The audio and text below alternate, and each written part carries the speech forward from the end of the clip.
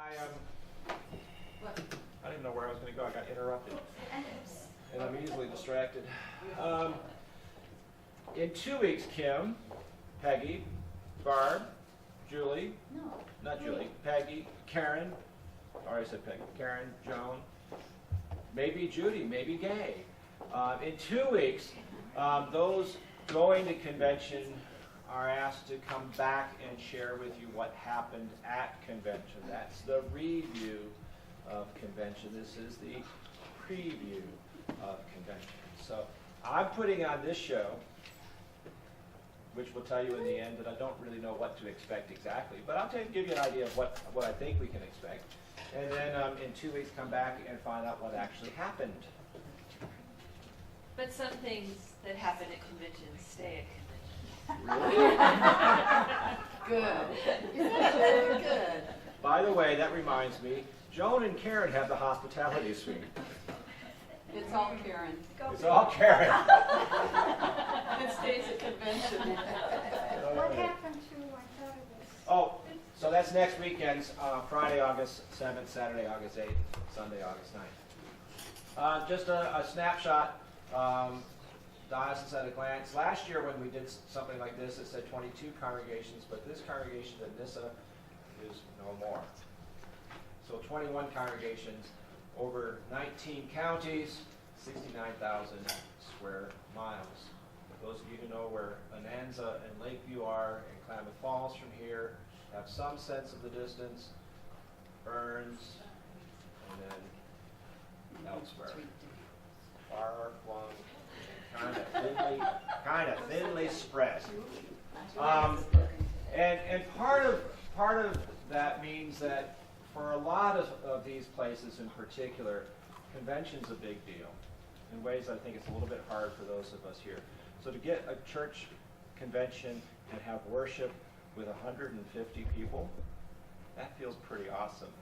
For a lot of people, this is the only time they get it all year. So for us, it's like, yeah, it was pretty cool. But we react, I think, a little differently. Which is why we do it on Sunday, by the way, I think, for the benefit of those people who are used to having church sometimes with maybe 10, 12 people. It's good for them to have one service at least during the course of the year with a lot of people there. Well, I think it's also an opportunity for people who wouldn't be involved in the convention itself to be part of the convention community. Yeah. It's a good point. Next year's convention will be here in Bend. And so we'll be hosting Sunday morning. And those of you who don't go to convention on Friday and Saturday still get to go on Sunday morning. And it'll be wonderful. So who all goes? We have quite a lot of people who go from Trinity. We are I was going to say disproportionately represented, but in fact we're not. When you realize that in fact this is kind of proportional. It's the size of our congregation that gives us more numbers than do smaller congregations. We have going from Trinity, we have 5 delegates, 4 of whom are able to go. Holly Hendricks, Mr. Terry Ramsdorf, Peggy Ziegler, and Lynn Osborne are going as delegates. We have 2 alternates, close enough to official to plug them in. One of them would be Barb, and the other would be Mrs. Terry Ramsdorf. They're currently in a competition to see who can give the other preference. No, I think you're in. Okay. I'm happy to let Terry go. I know, that's what you keep saying. Oh, I'm happy to. Terry said she was happy to let you go more strongly than you said you were happy to let Terry go. So You lost. Well, I lost, but I won. Yeah, that's right. Isn't that great? Yeah. So we have 5 people going in that capacity. We have both of our wardens go, so Joan and Karen go. Members of Standing Committee and Diocesan Council, the lay members of Standing Committee and Diocesan Council, I want to hasten to add because clergy come next. So Kim is going because she is president of Standing Committee and by default a member of council. And Carly Nash is also going because she's a member of council. Clergy, active clergy resident in the diocese, actually retired clergy too. I misspoke myself. I don't know that a lot go, but they're entitled to go. But the active clergy certainly, but resident clergy. So that's me and John Collins, and Gay is going in that capacity.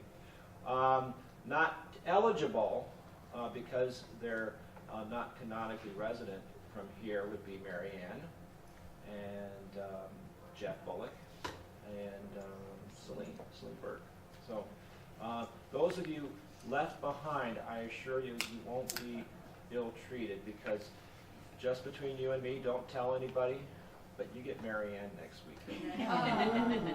So I'm treating you all right in my absence.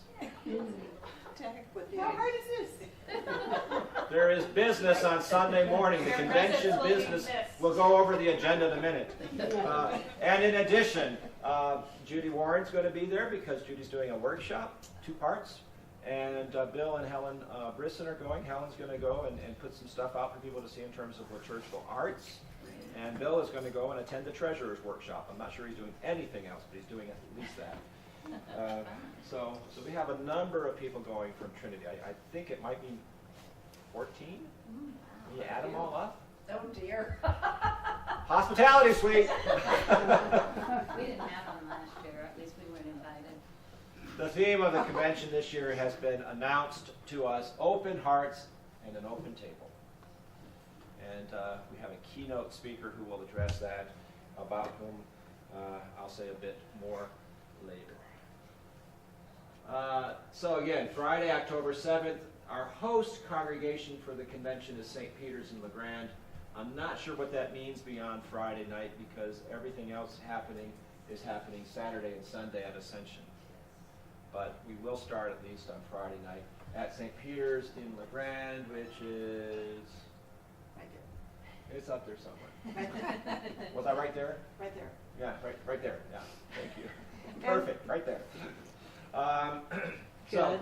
Something just occurred to me. We have a delegation going to convention that is probably larger than some of these congregations that meet on Sunday morning. Yeah, at least in terms of an average Sunday. So be on our best behavior. Well, that's why we look sort of like the gorilla in the room sometimes. Sometimes we are. The agenda on Friday, we begin with some preliminary things. These are both meetings that are preparatory to, not actually, I don't think, part of convention, but they happen in conjunction. So Episcopal Oregon, Eastern Oregon Episcopal Foundation meets for their annual meeting, and then immediately after that, the trustees meet. Each congregation gets to send a trustee. And we make Mr. Terry Ramsdorf our trustee representative again, because we always do. Because he's good. Because he's good, I'm sorry, because he's good. ERD is having a coordinators meeting. I'm not sure if they do this every year. They do. This year they're doing something a little bit above and beyond. They're doing an asset map. So I don't know all the ins and outs of what that entails, but they're going to get together and they're going to look and see what we've got to offer for that inevitable time when there's need for us to offer it. This is pretty neat. I saw the map for the Diocese of Minnesota, and it's an online map, and you can click on different parishes, and it brings up everything, like if they have a community garden or a food pantry, or, I mean, it's really pretty cool. So it'll be really neat for the diocese to know what's going on. So. So then the kitchen would pop up. Uh-huh. And then there's supper on Friday evening before the bishop's address at 7. In our case, the gorilla's going to eat somewhere else. It's what we always do in my experience of Trinity, is we have dinner at a restaurant on Friday evening. And I always sign up and pay to have supper there and end up going. So the money's gone, so now you have to decide what you're going to do. Okay. Tell me where to go. Oh, by the way, those of you going, I need to remember to send out this email. I hope I remember to send it out today, but we haven't talked about carpooling. So, think about, sharing a ride. It's good for the earth. It is. Thank you. Well, I offered earlier on, but no one accepted my Well, we're invitation. going to have to circle back on the Don't topic. worry, yeah, well, We'll have to circle back on that topic. So that's all Friday, and then the bishop's address, which is slated for an hour. That's the only thing scheduled for us to do on Friday night is listen to the bishop for an hour, and God bless him. We'll see. So Saturday, we begin early in the morning with some. Actually, before it begins, there's a hearing on the proposed budget. Then the first order of business in the morning is to review the budget formally. It needs to be presented one day and then voted on the next. That's the way it gets done. And then resolutions committee makes its report. And resolutions committee makes its report means I stand up and I don't know what I'll say yet. I do know in part what I'll say is we have 2 resolutions that were submitted after the deadline. And so I will read from whatever the canonical requirement is for that. Convention has to vote by a 2/3 majority to entertain a motion that is submitted after the deadline. It's a formality. The 2 resolutions that I have are, I think, really non-objectionable for the most part, at least. One is about changing the canon so that we have some provision for an archivist, which is something we already do. It's just going to put it in the rules. The other one is for a plan to rotate convention around 3 different spots. What's been the practice is to try and put it in every corner of the diocese over a period of some time. But some congregations just can't do that. It was supposed to be originally in Madras in 2017, and Madras, being a relatively big community for our diocese, just didn't feel like they could pull off convention. Bonanza can't pull off convention. Lakeview can't pull off convention.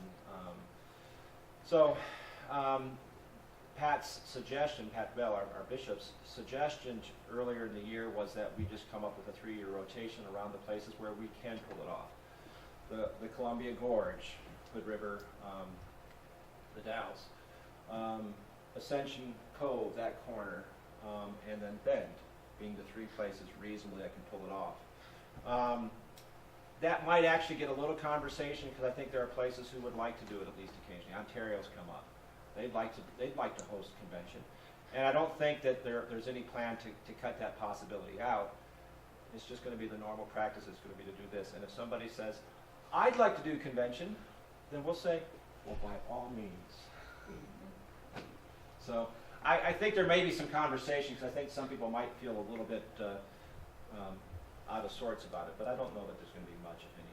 Well, if they designate the 3 areas, couldn't, like Ontario is in the area of close to Cove, I mean, It could, yeah, and the same thing here. I mean, if Sun River said we wanted to be the host congregation, then nobody would think ill of that. I think it may shift the thinking a little bit, though, in terms away from sort of host congregations as the diocese getting together in different places, and there's going to be a convention committee that's going to have a more ongoing basis. I think that's just sort of pragmatically how it's going to have to shift a little bit.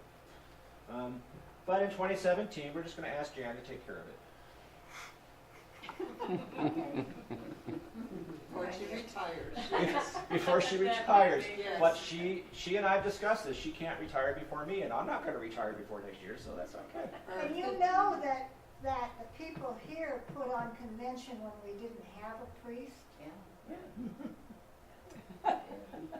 Which is what's going to happen next year, too. You're going to put on convention. That's clear. I'm not doing it. You are. So, and there may be other resolutions conceivably coming up between now and next week. I mean, somebody could arrive at convention with a piece of paper and hand it to me. And I will go through that routine and say, tell the people assembled what's going on, and the convention decides whether or not we're going to entertain it. If it's controversial and it gets handed in at the last minute, it's not going anywhere because it's going to take 2/3 majority just to hear it. But we'll see. I don't expect much of anything else to come up. Keynote speaker, we're going to talk about that in a minute. The Reverend Dr. Robert E. Shoregross. I'm going to tell you just a little bit about him. Workshops in the afternoon, and then the convention banquet on Saturday evening. Always the highlight of convention. Food's okay. It's just a party. It's the convention. It's a convention, yeah. But I don't go to the banquet because of the food. No. None of us ever go to a convention No. for food. This is our keynote speaker. This is the Reverend Dr. Robert E. Shore Gross. I went online to look him up a little bit. His superpower is he's queer and he's a green theologian. So he's queer and he's green. That's how he identifies himself. And the music he picked for his walkout song is by Lady Gaga. This is going to be awesome. I have no idea. This is not what I imagined when I saw his little picture in the thing. Oh, I like him so much better. I mean, seriously. Yeah. So we're going to be. This, by the way, this is this particular picture comes from the Queer Clergy Trading Cards. Now, I'm guessing most of you never heard of that. I actually have heard of this.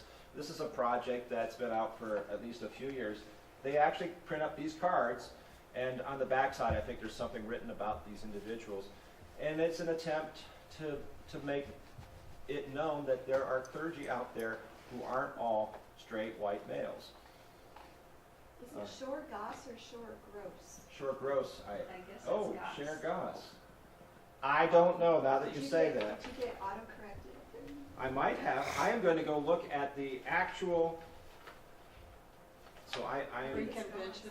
I think it's Goss. I think it's Goss. Again, those of you going, you get to report back on what he says. Please.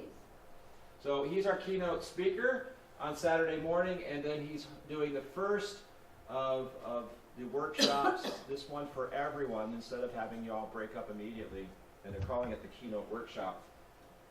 And this is our assigned reading. This came out to us last week. Read this before convention. We'll see. He's going to talk to us, presumably, about the themes suggested by the book, and I'm looking forward to it. Who now, is this guy going to be at convention? No, Or is Robert, this is the Bob's assigned using reading his from book? Gotcha. from All right. him. Bob. But And that's yeah, Bob. I call him Bob. That's what his card says. It's kind of like So- Diana. That Yeah, dog- my friend Diana, my good friend Diana. By the way, Mary Ann Borg is back from Australia. She was here last Sunday, actually. She's gone to Portland for a couple of days, so I won't see her again. But she sent me greetings from my good friend Diana. It was really sweet. And you too, Barb. She sent them to you too. Oh, thanks. In the afternoon, after the first workshop, and I was just sharing with Kim earlier, I hope people come out for it, but I'm a little concerned that by this time in the afternoon, the first one's at 3:15, you said? The first of the two workshops is at 3:15, and it's really easy for people at this point just to say, oh, I went to that workshop, and go somewhere else. I'm going to take a nap. That's right. Oh, you were at the disaster preparedness workshop. I went to the signs and symbols one. That's a good plan, Barb. Remember that. Okay. So these are the. You're not helping my enthusiasm. I don't know about anyone else's. We're gonna have a great time. Judy's doing a disaster preparedness workshop in 2 parts. Celebrating Diversity is a workshop celebrating God's creations. I think it's just creation, isn't Creation. it? In Eastern Oregon with our own Kim McLean. Come out for workshops. Come out for a workshop. The communications workshop, building community signs and symbols. This is hands-on for those who just want to do some hands-on stuff. Crafts. Crafts. Probably because we're at Ascension, we're going to probably go. I'm guessing we're going to go into the craft area.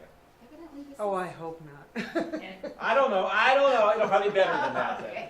And then in the afternoon at 4:15, after a 45-minute workshop and a 15-minute break, please come back to the next part of your workshops. Part 2 for Judy's.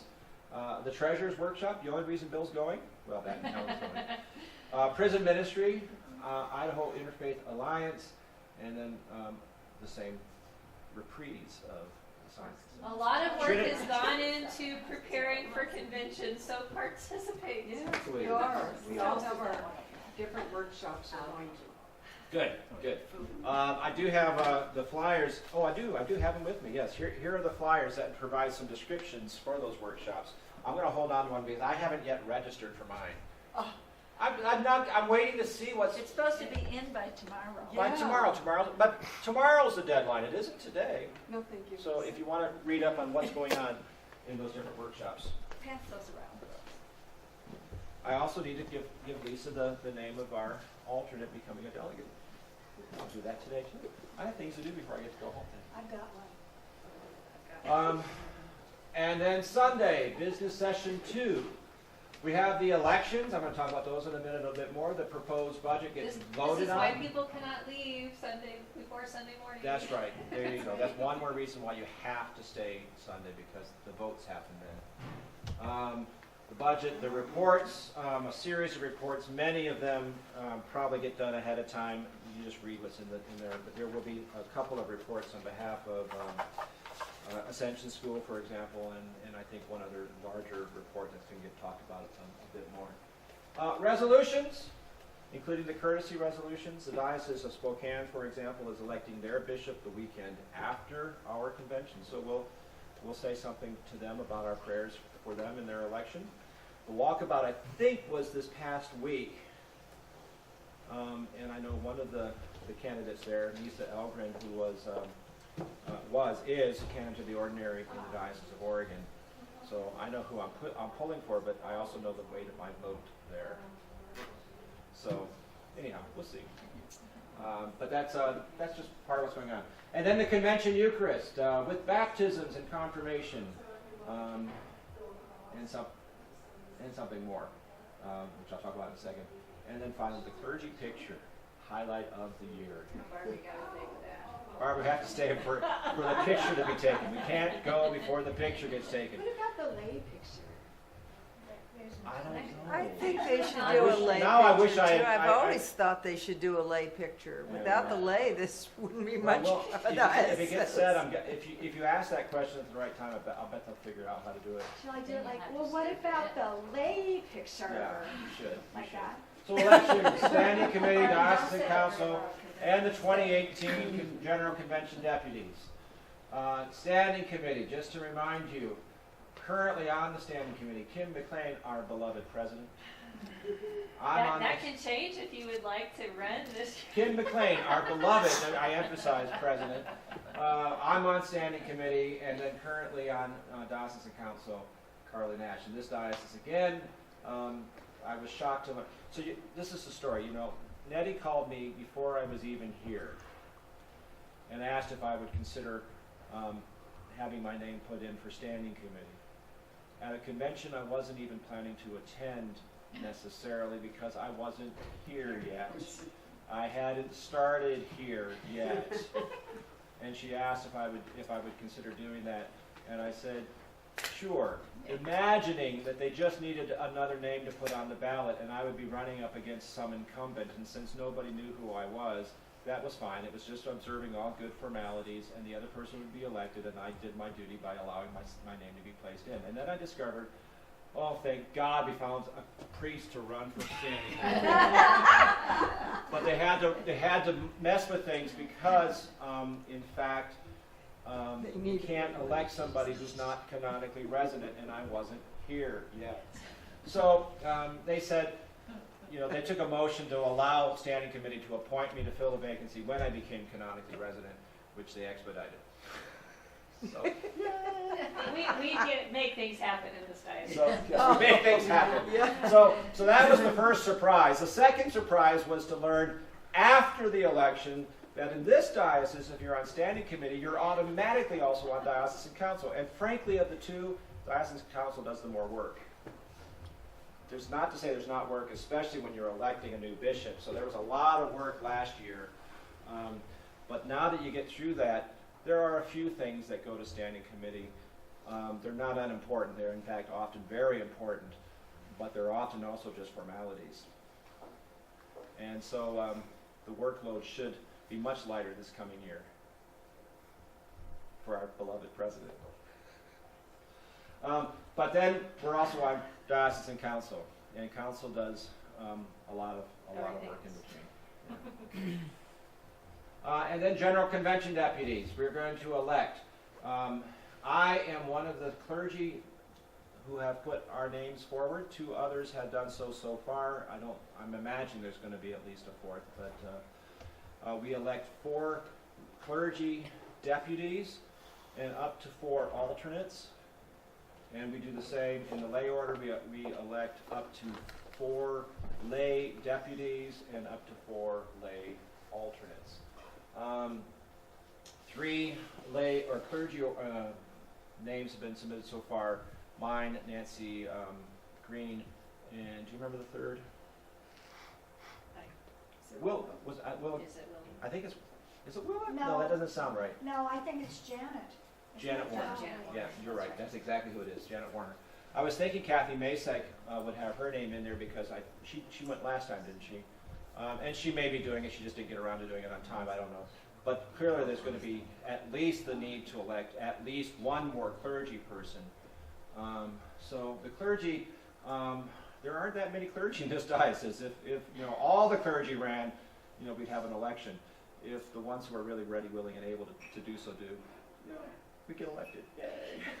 The laity, there's a bit more competition. I think there are 5 names in the official, so came in by the deadline. I'm guessing there will be other names added. 3 of the lay names in: Kim, Terry, and Peggy. And we'll see. We're the gorilla. Sometimes the gorilla gets resented. Yes. So I'm kind of thinking it's likely that while the 3 of you will get votes, Terry and Peggy went as deputies from this congregation and from this diocese last time around, and so there's some experience, and I think that's acknowledged. And so too with Kim, though you haven't done so in that capacity, you're known in the diocese and much beloved. And so I think there will be a lot of good reasons to vote for the 3 of them, but I think automatically there's going to be some reasons to vote against you. And so the others will get some votes. As was the case in my other election in this diocese, so is the case for you in the upcoming election. It's not all personal. Some of it's just dynamics. But we'll elect 4 people, and I will put my vote in for the 3 of you, and I don't know who else. Actually, I probably do know who else, but that's okay. They're all good people. You're all good people. All 5 of them are good people, and whoever else gets added, I'm sure. Ordinarily, if I remember correctly, Uh-huh. the people, it kind of goes in the order of the vote, and so the people who didn't make it into the 4 are alternates. Yeah. That would be normal. That would be normal in most dioceses. It would be especially expected in this diocese because we're not going to have 8 people elected in both orders, and so it's going to be whoever's next. And last time around, Ann Havel was called upon as the alternate to step into a deputy position, as I recall, right? Well, and we've had in the 3 times that I've been there, we've had people at the last minute fill holes because somebody couldn't go. Right. Which happens That almost happens. every year. I was a deputy to the convention in Salt Lake City from the Diocese of Oregon, and I had to give that up when I came here, and so somebody else stepped into that position. Happens. It's a year and a half away from now, or almost a year and 3/4 away from now. So it's a long time away. A lot of things can happen between now and then. There's the budget in short order. Can you read all that? I threw it on there just so I wished I had done this before Tuesday because we met this past Tuesday, the convention delegates, and I wish I had looked at it because I hadn't looked at the budget at all before Tuesday. I've looked at it a little bit now, and now I have some questions. So the biggest change in the budget, just when you look at it, is we went from a budget of expected income of $442,000 to $786 because we've added in the Ascension School budget. So folding that into the whole budget. That makes sense, and it doesn't really matter one way or the other because down below you take out about $284,000. So it's really a wash. But it's reflected in the diocesan budget, not simply somebody else's budget because it is a diocesan program. Okay, that makes sense. But the rest of the budget jumps by $60,000 in terms of projected income. Where do they think that's coming from? Well, that's where I begin to get curious. I think $40,000+ of the expected added income is a carryover from this year into next. Well, that's all well and good, but what are we going to do next year if we spend that budget? That's because right. it's a $3,700 difference. It's essentially a balanced budget. So if we hit this budget next year, it looks to me like we're looking at a $40,000 deficit that we created this year by adopting this budget. Unless that, and that would be a good question to ask, are they anticipating some of that income coming in from the variety of Ascension School activities that are outside of camp? You know, I like don't know.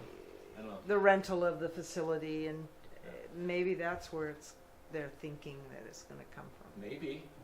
I don't know. And that's all I'm saying is I really don't know. Kim was at the council meeting. I wasn't.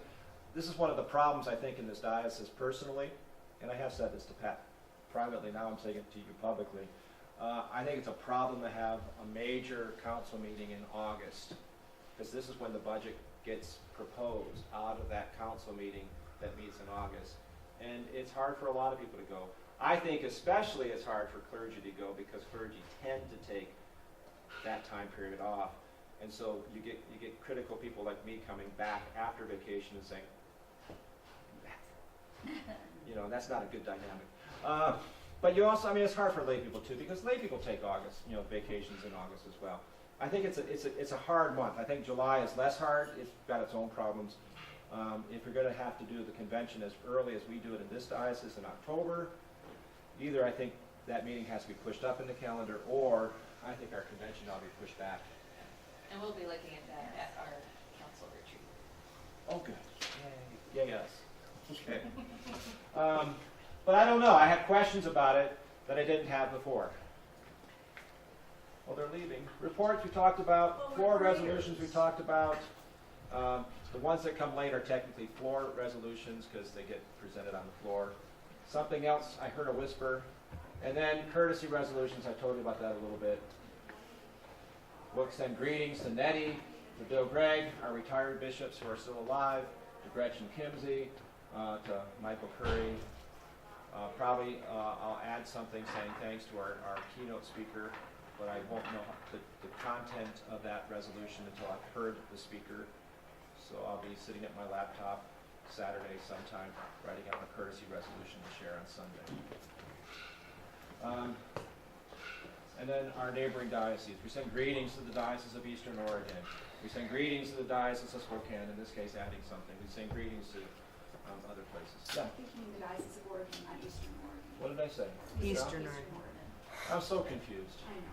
I sat at conventions in the Diocese of Oregon for years, receiving greetings from the Diocese of Eastern Oregon. And then we sent greetings back to the Diocese of Eastern Oregon. This part of it's just being courteous. And we will thank LeGrand and all the. Oh gosh, I committees gotta that thank put them on too. the Yeah. convention. Hope I remember to do that. And then again, we end with the Eucharist before the picture gets taken. This year is going to feature the dedication of the new camp Co-Cur building, Co-Cur Community Center, excuse me. That gets dedicated formally, though it's already been used. And then the clergy picture. That's awesome. That's an old one. That's an old one. Where are the women? Where are the women? That's right. Okay, so I found some newer ones. That's better. At least there's a couple women in those. And I'm sorry because when I went looking for these pictures, I had a hard time finding the most recent ones, but I did find this in the diocesan archives. And there were a couple of pictures that had clergy and lay people together, including some old ones.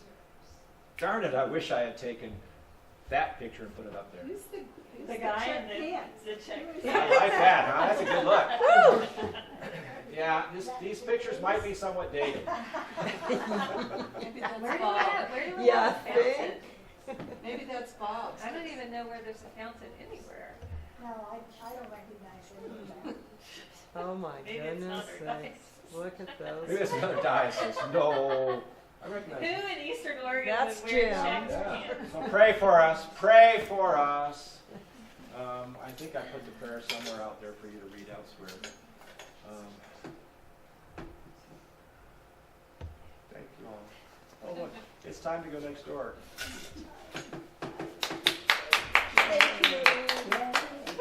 May you all do as well in 2 weeks. I'll be your geek. I will put pictures on a PowerPoint if you want me to, but other than that, the content's up to you.